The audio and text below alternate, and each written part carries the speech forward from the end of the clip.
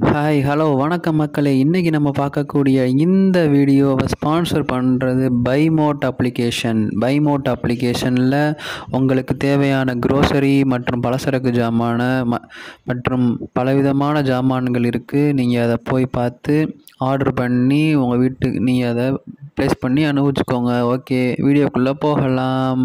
இன்றைக்கி நம்ம பார்க்கக்கூடிய டாபிக் சேரர் சோழர் பாண்டியர், அதாவது மன்னர்களில் சேரரின் வரலாறு. இதை பற்றி தான் பார்க்க போகிறோம். வாங்க பார்ப்போம். சேர மன்னர், சேரர் வரலாறு.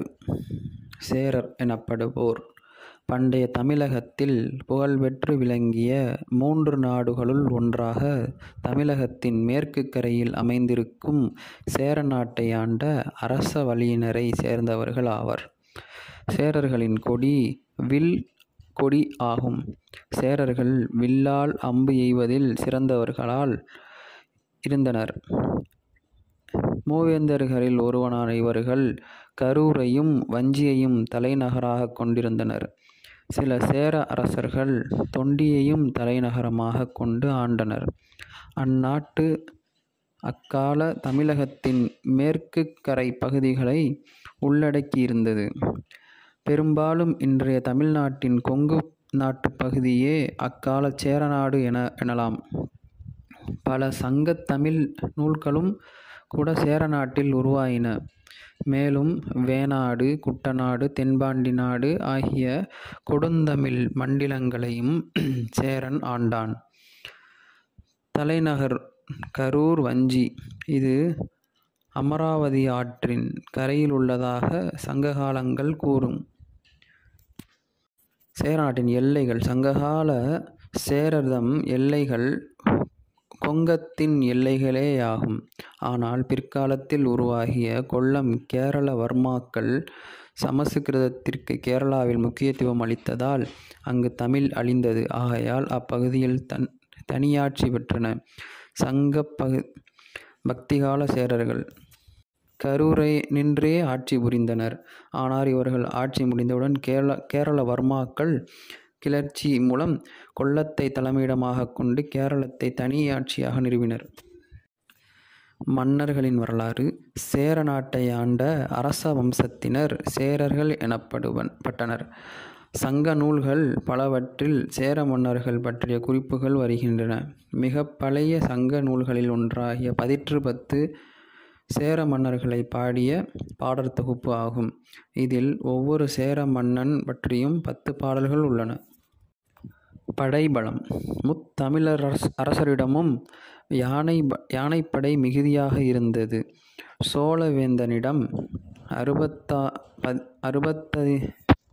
65,000 யானை இருந்ததாக ஒரு சீன வழிப்போக்கன் கூறியிருப்பதால் யானை இயல்பாக கூட்டமாக வாழும் குடமலை தொடரையுடைய சேரனிடத்தின் பாண்டியனிடத்திலும் அவை எத்துணை பெருந்தொகையினவாக இருத்தல் வேண்டும் என்பதை ஊகித்திருந்து கொள்ளலாம். மலை, காடுகள், விலங்குகள்.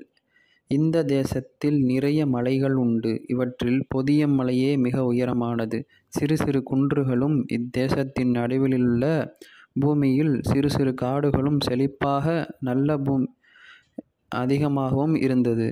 இந்த தேசத்தின் கிழக்கில் மலையம், தர்த்துரம் என்னும் பெரிய மலைகளும் வருசகிரி, வராககிரி போன்ற சிறு மலைகளும் இருக்கும். இவற்றில் அகில், சந்தன மரங்களும் மந்தம், மிருகம் என்ற யானைகளும் இருக்கும்.